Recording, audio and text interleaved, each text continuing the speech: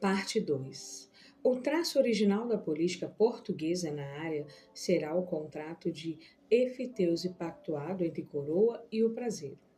O arrepio de toda a legislação lusitana, a qual excluía as mulheres da herança de concessões ou bens outorgados pelo rei.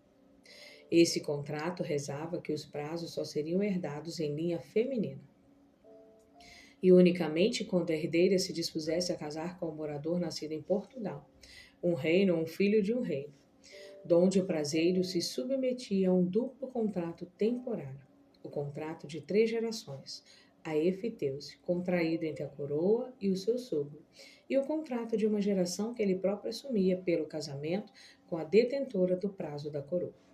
Ao obrigar cada herdeira a se casar com o rei Nom, a coroa contava travar a autarcia, a cafrealização da conquista e o acesso dos mulatos que se apropriavam dos prazos. Sem funcionar direito, o sistema acabou dando lugar a casamentos insólitos, nos quais a mão das prazeiras era tão cobiçada quanto a de princesas. Muitas dessas damas enviuvaram e logo tornaram a casar com pretendentes desejosos de se tornar proprietários, que nem Dona Catarina de Leitão, grande prazeira de Quelimane, que contraiu núpcias pela 4ª vez por volta de 1770, quando varava os 80 anos de idade. A despeito desse singular aparato jurídico, os prazeiros continuaram dependendo mais dos arreglos pactuados com os nativos que do reconhecimento legal da metrópole. Dos 55 prazos existentes em 1750 na província de Tete, apenas 5 possuíam um título real de concessão em boa e devida forma. 25 outros estavam confirmados somente pelas autoridades militares locais ou apresentavam atestados de posse duvidosos, ao passo que os 25 restantes eram faltos de título ou justificação. Dividindo o poder com os prazeres, os quais dependiam eles próprios de pactos contrários com súditos e autoridades nativas, Lisboa tarda a assentar sua soberania na região. Consoante o costume dos mercadores árabes da época pré-europeia, os capitães e governadores portugueses ofereciam um tributo, marca simbólica de vassalagem, no monomotapa quando assumiam seus postos. A não prestação desse tributo, denominado curva, que era constituído de certa porção de tecidos, fazia perigar o pacto entre os colonos e subvertia as relações com os nativos. Na virada do século XVIII, quando o valor monetário do curvo parecia insignificante, quando o geógrafo paulista Lacerda de Almeida, governador da Zambésia, tratava de bêbado o então imperador do Monomotapa, quando, enfim, a longevidade da presença portuguesa levava a pensar que o dever do tributo tivesse caducado. A recusa do governador era cumprir o ritual provocava uma longa insurreição, só terminada quando os funcionários coloniais se resignaram a pagar o curva ao monomotapa. Revolvida pelo mercado atlântico, repovoada pelo tráfico negreiro, a América portuguesa não viu nem de perto nem de longe brotar incidentes desse tipo. Nenhuma tribo sul-americana jamais deteve poderio suficiente para impor suas soberanias e cobrar tributos regulares do colonato luso-brasileiro.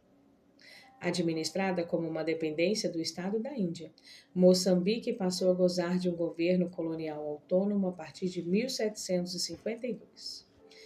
Debalde, as autoridades tentam controlar os prazos, mas a frágil aderência da Zambésia à rede metropolitana suscitava contínuos levantes entre os prazeiros.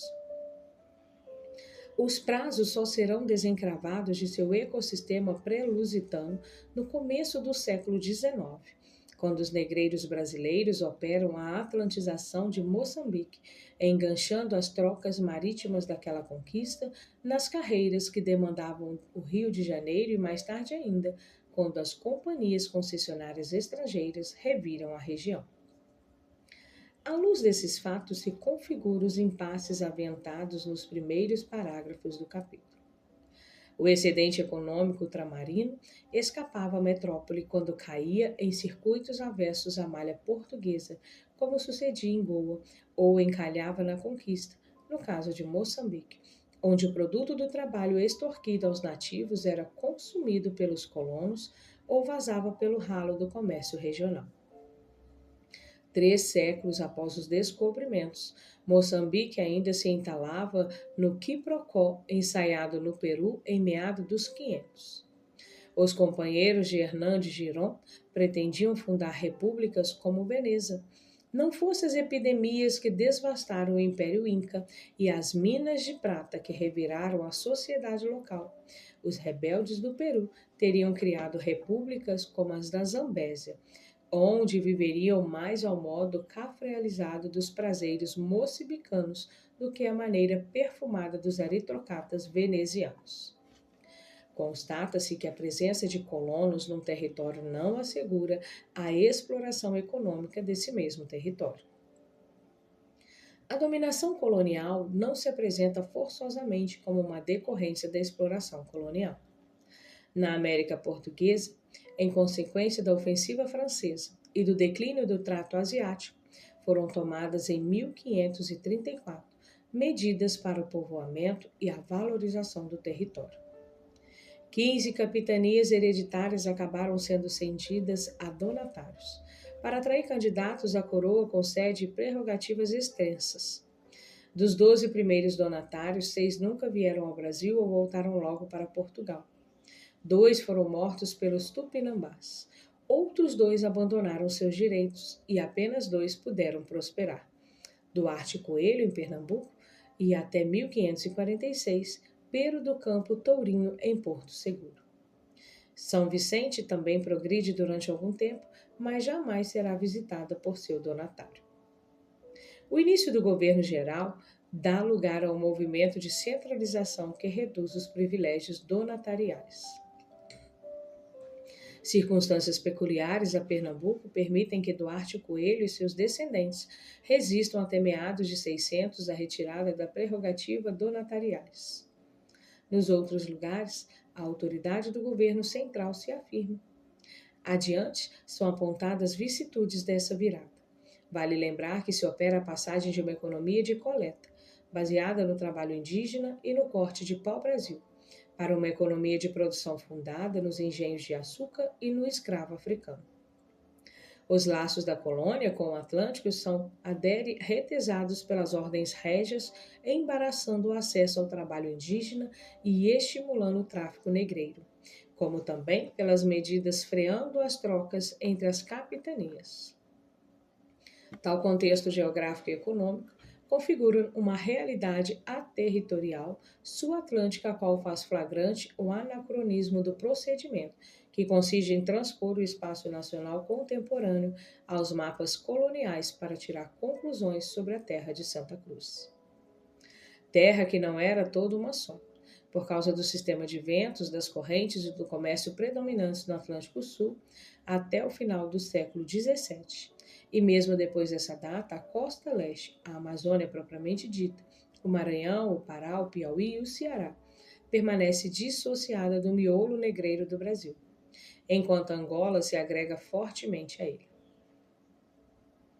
Longe de qualquer devaneio da burocracia reinol, a criação do estado do Grã-Pará e Maranhão, decidida em 1621, com o governo separado do Estado do Brasil, responde perfeitamente ao espaço da geografia comercial da época da navegação à vela. É no espaço mais amplo do Atlântico Sul que a história da América Portuguesa e a gênese do Império do Brasil tomam toda a sua dimensão. A continuidade da história colonial não se confunde com a continuidade do território da colônia. Na verdade, os condicionantes atlânticos e africanos, distintos dos vínculos europeus, só desaparecem do horizonte do país após o término do tráfico negreiro e a ruptura da matriz espacial colonial na segunda metade do século XIX. Tais condicionantes marcam a originalidade da formação histórica brasileira.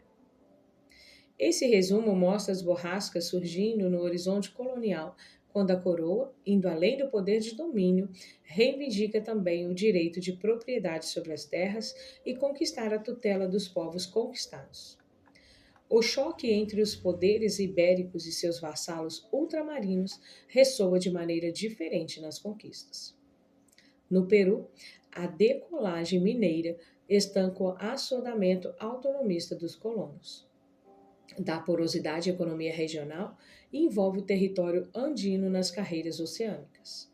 Da mesma forma, o adensamento das trocas marítimas, decorrente do trato negreiro, oferece a Portugal meios suplementares de avassalamento em Angola. Ao invés, em Moçambique, mas também na Alta Guiné, onde o comércio reinou esbarra na rede de trato pré-europeia, a dominação encrua e os colonos tombam no redemoinho das comunidades nativas. Finalmente, em Goa e Macau, onde as trocas regionais proporcionam grandes lucros aos colonos mercadores, o comércio português sai de banda, atraído para fora das águas europeias. Reparos da metrópole. Van Riagem tinha observado a aparente incorrência da política ultramarinha no século XVI. A respeito das prerrogativas concedidas aos colonos, ele assevera que estas eram bem mais amplas do que se poderiam esperar de uma época, na qual, na Europa, os reis tentavam concentrar cada vez mais autoridade, fazendo prevalecer o direito real dos imperadores sobre os antigos senhores ou sobre certas corporações privilegiadas. Autores contemporâneos ressaltam, entretanto, os aspectos inovadores das iniciativas régias e comparam o sistema donatarial lusitano às companhias coloniais britânicas e holandesas posteriormente criadas. Como é sabido, os investimentos privados efetuados nos primeiros tempos das descobertas não eram exclusivamente portugueses. Excetuando-se certos monopólios, os estrangeiros católicos, residentes ou não em Portugal, obtinham privilégios análogos aos dos nacionais para transacionar com as colônias. Ademais, se empregassem marinheiros portugueses, os estrangeiros podiam apestar e utilizar seus próprios navios. Tais negociantes ficam submetidos a certas taxas, mas se isentam de outras que pensavam sobre os nacionais. Legal ou ilegalmente, metade ou talvez 2/3 do açúcar produzido no Brasil havia sido transportado pelos holandeses para Amsterdã até o início do século XVII. Mesmo após a insurreição anti-espanhola em Flandres, Lisboa mantém relações cordiais com as Províncias Unidas, a quem de Sebastião concede auxílio político e pecuniário, apesar dos protestos de seu tio Filipe II. De fato, o chamado exclusivo colonial só se define após 1580. Unido ao trono espanhol, Portugal será arrastado para os conflitos europeus e, por ricochete, atacado no ultramar. Para combater as heresias, mas também por ser contra toda a razão e bom governo, o fato de que mercadores estrangeiros causassem danos ao comércio do reino e a ida destes a conquistas é proibida a partir de 1591. Todo o intercâmbio não metropolitano nas conquistas ultramarinas sofre embargo em 1605. Os estrangeiros residentes na América Portuguesa tinham um prazo de 1 ano para retornar ao reino. Dá para entender o sentido da virada ocorrida no remate dos séculos dos descobrimentos. De início, a coroa concede amplos poderes aos seus súditos que dispõem de capital e também aos estrangeiros católicos ativos no além-mar. Algumas décadas mais tarde, a monarquia volta atrás e inicia um movimento de restauração metropolitana, restringindo a autonomia dos principais atores da conquista. Por um lado, se estabelece o monopólio metropolitano no ultramar, o exclusivo, em prejuízo dos estrangeiros. Por outro lado, editam-se leis tolhendo liberdades dos colonos e submetendo aos governadores encarregados de lembrar, urbi et orbi, o sentido da colonização. É o processo de colonização dos colonos. A coroa aprende a fazer os rios coloniais correrem para o mar metropolitano. Os colonos compreendem que o aprendizado da colonização deve coincidir com o aprendizado do mercado, o qual será, primeiro e sobretudo, o mercado reinal. Só assim pode-se coordenar e se completar a dominação colonial e a exploração colonial. Decidido a repartir o seu talante de terras e nativos conquistados e a conquistar, o poder imperial também se impõe como catalisador do trabalho produtivo, como distribuidor de privilégios sociais e gendarme da ortodoxia religiosa. Este último elemento adquire toda a sua força nos séculos XVI e XVII, quando se considera a influência da Contra-Reforma e, principalmente, o peso do mais poderoso aparelho ideológico na Península Ibérica, a Inquisição. A exemplo da monarquia espanhola, a coroa portuguesa dispunha de controle direto sobre o clero secular em virtude do jus patronatus, ou padroado, conjunto de privilégios concedidos pelos papas aos reis ibéricos desde a segunda metade dos 400. Conforme esses textos, a hierarquia religiosa só se investia de suas funções depois de aprovada pelas autoridades régias, de quem dependia inclusive financeiramente. O rei detinha ainda a faculdade de proibir a publicação das bulas pontificiais. Funcionarizada pelo padroado, a hierarquia religiosa se converte, sobretudo no Brasil e na África, em correia de transmissão do poder metropolitano. Num contexto de aculturações, movimentos migratórios, epidemias e conflitos religiosos, com acusações de judaísmo correndo soltas, o estigma proferido pelos padres se revestia de pesadas consequências. De golpe, a repreensão religiosa transpõe o quadro doutrinário para intervir como instrumento disciplinar da política e da economia metropolitana no ultramar. Texto fundador do direito colonial lusitano, a bula Romanus Pontifices 1455 previa a excomunhão dos que furassem o monopólio ultramarino outorgado pelo Papa Nicolau V ao rei Dom Afonso V e ao infame Dom Henrique. Vez por outra, esse recurso repressivo era reativado de encomenda. A pedido do governador de Cabo Verde, o bispo da diocese excomunga em 1613 numa só penada todos aqueles que tivessem furtado ou sonegado alguma fazenda de Vossa Majestade. Do movimento pós-tridentino, mantenedor da obrigatoriedade dos sacramentos, nascem instrumentos freelances para intimidar que furavam o circuito metropolitano de comércio. Atravessadores brancos instalados no quilombo de Jagas de Cassange, apartado das redes traficantes de Luanda, recebem apertadas ordens para se recolher ao porto de Trato, porque viviam entre bárbaros e desprovidos dos santos sacramentos. Fica claro que a ortodoxia religiosa pesa com toda a força na colonização dos colonos. Outra é a perspectiva dos jesuítas, franciscanos, carmelitas e beneditinos, o clero regular presente na América Portuguesa. Na sua estratégia de evangelização dos índios, os jesuítas entram em conflito com os colonos, com o episcopado e com a coroa. Mas convém sublinhar o papel das missões, comunidade de ocupação do território ultramarino. Como lembra Boxer, na ausência de guarnições militares importantes no ultramar, antes da segunda metade do século XVIII, cabia principalmente ao clero a tarefa de manter a lealdade dos povos coloniais a coroas ibéricas. Para ficar só no quadro sul-atlântico, note-se que o empenho dos jesuítas do Colégio do Rio de Janeiro ajudou a deslanche da expedição luso-fluminense, que expulsou os holandeses de Angola no ano de 1648. Em seguida, os padres da companhia opõem-se ao proselitismo dos capuchinhos espanhóis e italianos, cuja missão no Congo atrapalhava a política portuguesa na África Central. Ainda no pleno extremo, os jesuítas do estado do Maranhão neutralizam a influência estrangeira junto às tribos do Amapá, arregimentando índios para a retomada dos fortins de Macapá e de Paru, ocupado pelos franceses de Caiana em 1697. No plano interno, os jesuítas ajudam a reduzir a autonomia paulista nos anos de 1650 e favorecem a restauração da autoridade régia no Maranhão após o levante de Beckman, 1683 a 84. A atuação dos jesuítas em favor do poder bragantino ganha maior destaque no período de 1640 a 68, quando as dioceses ultramarianas ficam vacantes em virtude do contencioso entre Roma e Lisboa. Mais complexo, mais diversificado é o papel da Inquisição.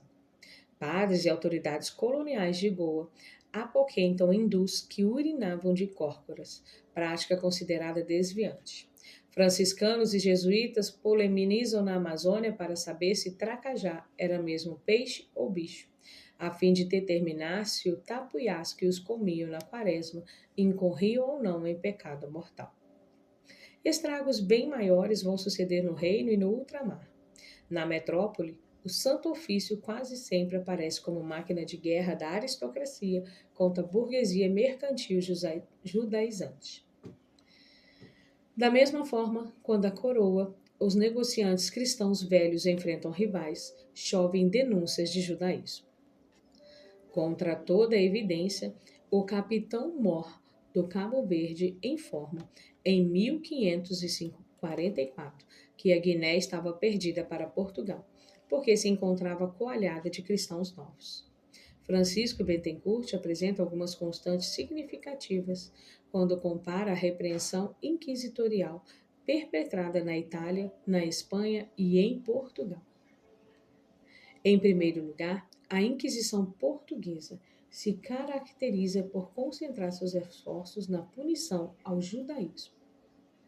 Em segundo lugar, a atividade repressiva dos inquisidores contra tais delitos assume um ritmo mais constante em Angola e no Brasil, que no reino onde as blasfêmias e as superstições originavam boa parte das denúncias na virada do século XVI. Tendência que parece indicar uma repressão inquisitorial mais concentrada no meio formado pelos mercadores do Atlântico Sul. O fato é que negociantes importantes são denunciados no Brasil e levados acorrentados ao Santo Ofício de Lisboa. Na América Espanhola, ao contrário do sucedido no Brasil e na África Portuguesa, foram instalados tribunais na Inquisição em Lima, 1570, no México, 1571 e em Cartagena, 1610. Negociantes espanhóis do Peru manipulam os inquisidores e dizimam a comunidade dos comerciantes portugueses nos anos 1620. Há um novo desdobramento repressivo no período pós-restauração, a altura em que a Inquisição portuguesa joga ao lado de Madrid, fustigando os agentes econômicos que sustentam a independência portuguesa. Incréus e reputados, tais viviam em constante insegurança, porquanto a coroa evoluía entre a fúria repressiva, a extorsão direta e o desejo de tirar proveito das atividades econômicas dos cristãos novos. As leis do período registram essa hesitação. Alvará de 1587 proibia que os cristãos novos saíssem do reino. Volta-se atrás em 1601 ao preço de um donativo de 100.000 cruzados da comunidade judaica ao Tesouro Real. 3 anos depois, se lhes concede um perdão geral em troca de donativo 10 vezes maior que o anterior. Outro alvará reinstaura em 1610 o interdito de 1587. Novas liberações são anuladas por novos impedimentos. No vai-vem, a repressão fica mais insidiosa, mais arbitrária. Mesmo que o número de suplicados originários do Brasil pareça rondar 2 dezenas, o que os indivíduos processados não ultrapassem a cifra de 500, o terror infundido pela Inquisição atemorizava uma massa infinitamente maior de indivíduos. Pelo sim, pelo não, o bispo de Cabo Verde recebe ordem de investigar se havia moradores vivendo judaicamente na Guiné, a fim de encarcerá-los e enviá-los ao Tribunal Inquisitorial de Lisboa. Cristãos novos costumavam ser tolerados em Angola, na medida em que se restringissem ao papel de comerciantes. Não obstante, as cartas dos missionários revelam a pressão ubíqua do braço inquisitorial. Prático nos assuntos africanos, o jesuíta Pero Tavares empreendia uma jornada de catequese nos sertões de Angola. No ano de 1631, Padre Pero dá com um ídolo nativo entronizado numa aldeia e intenta destruí-lo. Buscando recuperar a imagem cultuada como o médico e o remédio da comunidade nativa, o Sobá disparou e pediu ajuda a um morador, seu aliado. Enrascado no bate-boca, em meio a um perigoso tumulto que sacudia a aldeia, Padre Pero foi rápido e rasteiro. Temi que houvesse alguma bulha e assim resumi o negócio a poucas palavras. Disse calmamente ao homem, por saber que era da nação, cristão novo, mas de boa índole, que sua mercê não me falasse mais em tal matéria, porque tudo havia de dizer ao governador e ao senhor bispo, pois esses casos pertenciam ao Santo Ofício. Essas palavras foram as últimas por elas, o pobre hebreu ficou quase sem fala. E voltando a si me disse: Padre meu da alma, já não mais está aqui quem falou. Vossa reverência queime então o ídolo. Com isso, nos despedimos com muita amizade, e os nativos se foram, uns chorando e outros arrebentando de cólera contra mim. Aparentemente banal, o caso deixa entrever a força intimidativa do clero no Brasil e em Angola, a despeito do fato de que tribunais e fogueiras do Santo Ofício não tenham sido montados nesses territórios. Até porque o incidente não é tão banal assim. Seguindo as instruções da ordem, Padre Pero remete o seu relato aos colégios da Sociedade de Jesus no Reino, reunidas justamente com contextos similares sob o título de Sumária Relação, em 1635. As narrativas servem à doutrina causísticas e à catequese, de lição de como se há de haver nesses matos. A propósito, vê-se que a propalada antipatia dos inacianos ao Santo Ofício não chegavam ao ponto de fazê-los dispensar o uso do terror inquisitorial. Sobressaía um traço histórico do autoritarismo português, sem excluir tão radicalmente os judeus do seu território como fizera a Espanha, sem sequer travar guerra aberta contra os dissidentes religiosos, como praticou a monarquia francesa. Ao enfrentar o protestante, a monarquia portuguesa persegue e pilha sua burguesia mercantil judaica e pseudo-judaica. A Inquisição transformando-se, nas palavras do padre Antônio Vieira, numa fábrica de judeus, buscando culpados para perpetrar roubalheiras e acachar comerciantes. Instala-se a contingência dos direitos civis de uma comunidade socioeconômica investida de um papel-chave na modernização. As consequências dessa revanche da aristocracia contra os comerciantes, dessa derrota política da burguesia mercantil, mandam indelevelmente a sociedade lusitana e luso-brasileira. Por meio da força obíqua da Inquisição ou do zelo do clero, a Igreja Ibérica desempenha um duplo papel. Ajuda a consolidar o domínio ao fixar o povoamento colonial nas regiões ultramarinas e fortalece o império, na medida em que suscita a vassalagem dos povos do além-mar ao reino. Esse voo sobre a paisagem matizada dos descobrimentos revela o sentido da restauração metropolitana no final dos 500. Paralelamente ao centralismo político, instaurado em detrimento das franquias dos colonos, se assiste ao assentamento do exclusivo colonial, que prejudica os mercadores estrangeiros. Nos primeiros tempos, a aderência das colônias às capitais ibéricas deve-se mais aos nós atados pelos funcionários régios e pelo clero do que pela viscosidade das trocas marítimas. Só depois do impulso da mineração na América Espanhola e do deslanche do tráfico negreiro para o Brasil é que a economia mundo e a mão dos negociantes reinóis pensam pesado sobre as margens africanas e americanas do sul. O controle espanhol repousa pouco sobre o processo de produção e bastante sobre a circulação das mercadorias. Metais preciosos, os produtos das colônias espanholas podiam ser estocados e transportados num sistema de frotas, canalizado por 3 portos americanos e por Sevilha, únicos pontos de comunicação autorizados entre Espanha e Novo Mundo. Constatando que o trato de escravos não se adaptava a tais restrições, Madrid estabelece os assentos, superempreitando o tráfico negreiro aos genoveses e, em seguida, aos portugueses.